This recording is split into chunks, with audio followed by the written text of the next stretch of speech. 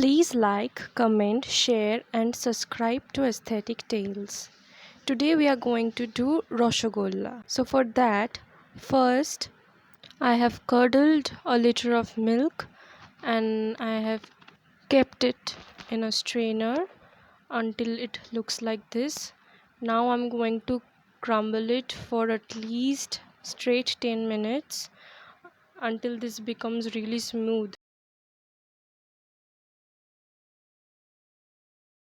I'll knead this until and unless it looks oily from the top. After kneading for 10 minutes, it will look like this, oily from the top. Now, I'll add 2 tablespoons of maida or arrowroot, whatever you have, and I'll bind this dough with this maida.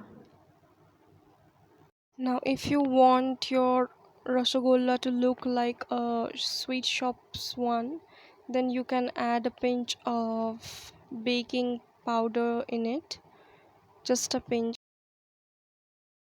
There should be no lumps in this dough, it should look like this. Now, I'll take a pan or a kadai and I'll add a cup of sugar and cardamom to 1 cup of water. I'll stir.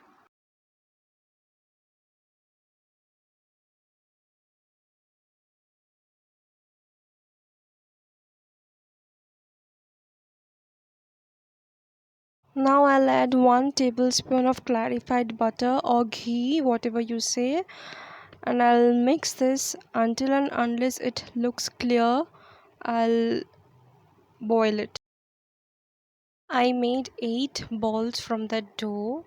Now I'll add those balls gently in this hot boiling sugar syrup.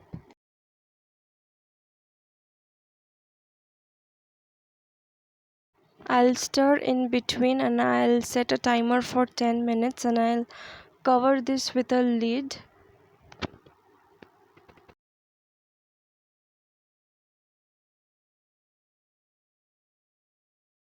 Your homemade Rosogolla is ready. Now give it a try and let me know. Thanks for watching.